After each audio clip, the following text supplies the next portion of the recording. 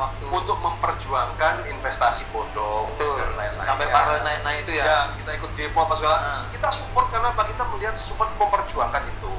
Tapi kemudian kok kesininya kan malah amburadul, istilahnya ya, malah melenceng, malah istilahnya kan malah ngurusin Agus Buta, kemudian malah memperkarakan Novi dan lain-lainnya, yaitu namanya temen ya berubah lah. Cuman yang saya sedih adalah, dulu itu kita itu menganggap Alvin Lim sebagai pahlawan. Benar.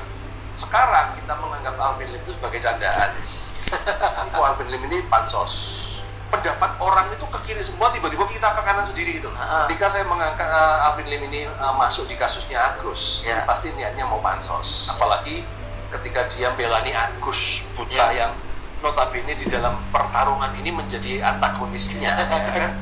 Notabene di dalam pertarungan ini menjadi antagonisnya.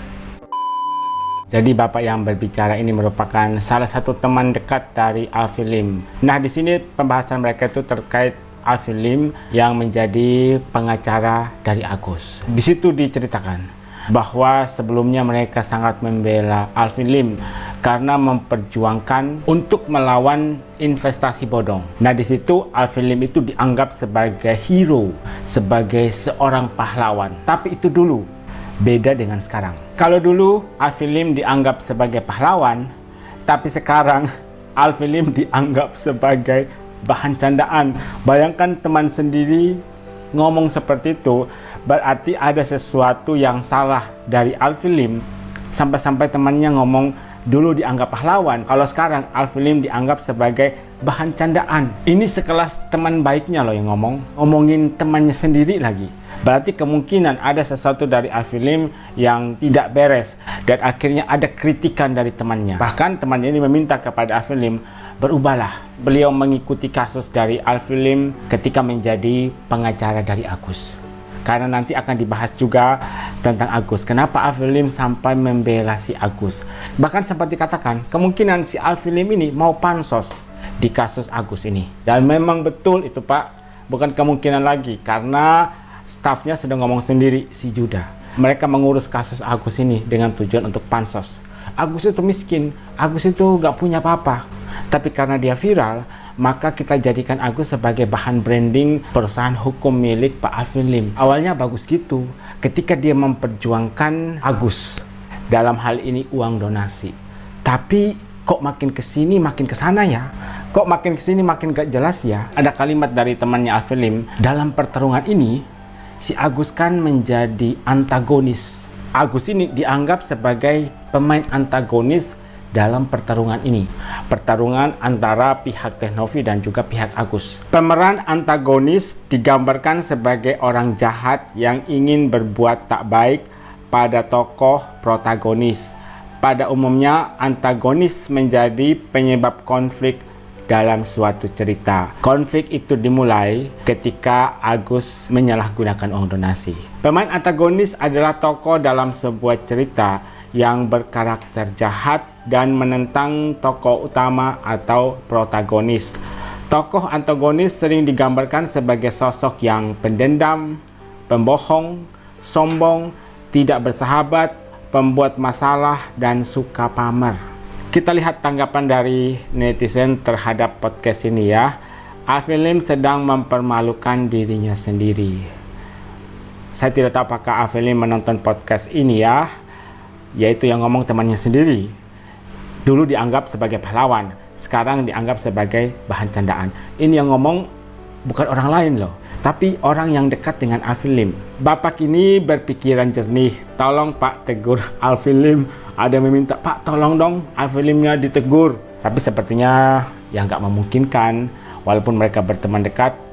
Takutnya nanti kalau Bapak ini menasihati Alvin Limnya tersinggung, kemudian hubungan mereka menjadi renggang.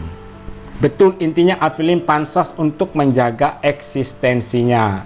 Kalau ini masuk akal sih, pansos untuk mempertahankan eksistensinya. Apalagi dia punya perusahaan hukum ya, dan tentu saja mempengaruhi hal itu.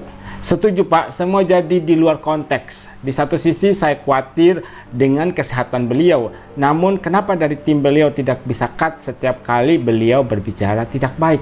Di satu sisi kita khawatir dengan kesehatan dari Pak Alvin Lim.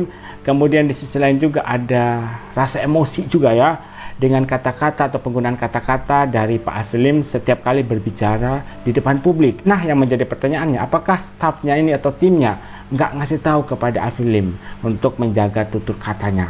Betul banget Pak, Alvin itu niat bantu Agus tapi ceritanya merembet kemana-mana. Awalnya mau ngebantu Agus, tapi lama-lama menyerang orang lain, privasi orang lain. Benar, Alvin Lim dulu pahlawan. Ada yang mengakui bahwa dulu Pak Alvin Lim ini seorang pahlawan, tapi kesininya kok jadi nggak respect ya. Lagi promo kantor barunya yang kemarin potong pita pakai ambasador Agus. Nah betul sekali, menjadi salah satu cara yang dilakukan oleh Pak Alvin Lim untuk nge-branding perusahaan hukumnya, yang mana Agus diminta untuk potong pita. Nah di sini kasihan juga Agus ya, walaupun dia tidak bisa melihat, tapi dia bisa merasakan ada pembukaan kantor baru nih dan saya harus potong pita. Beruntungnya sebelumnya Agus itu tidak buta, jadi dia bisa tahu kegiatan apa yang terjadi pada saat itu. Setuju Bang, ada yang setuju karena posisi saya sekarang dalam menganggap Alvin Lim begitu. Kalau dulu dianggap pahlawan, kalau sekarang hanya dianggap sebagai bahan candaan. Kan emang iya, dia kan lagi mempromosikan kantor barunya. Ada juga komentar, Pak Alvin Lim seperti kurang bahagia di waktu kecil. Hal ini terkait dengan kasus Alvin Lim dengan Hotman Paris. Ya ampun, kalian lihat sendiri videonya. Setiap hari itu mereka sibuk ngomongin harta ya. Saya punya ini, kamu nggak punya. Kemudian dibalas lagi, saya punya ini, kamu nggak punya. Jadi mereka itu berlomba-lomba untuk menunjukkan siapa sebenarnya atau pengacara siapa sebenarnya yang paling kaya. Makanya temannya sempat bilang mereka itu seperti anak kecil gitu ya. Saya sih berharap banget semoga Alvin Lim bisa melihat podcast ini. Paling tidak kalau ada teman yang ngingatin gitu ya. Siapa tahu kalau Alvin Lim diingatin sama temannya ini, mendengarkan nasihat dari temannya, dia bisa berubah. Terutama dalam tutur kata. Apalagi Pak Alvin Lim ini seorang pengacara. Ada kode etik dalam berbicara. Entah dia sadar atau tidak sadar, kita juga tidak tahu. Apa karena faktor penyakit yang diderita sehingga menyebabkan terkadang Pak Alvin Lim ini ngelantur, omongannya kemana-mana. Kemudian di sini ada kalimat Agus sebagai pemain antagonis. Pemain antagonis maksudnya yang melawan, yang memberontak. Hal ini terjadi karena pihak yayasan menarik uang dari tangan Agus. Kemudian sempat reda dan masuklah PH baru, yaitu FA.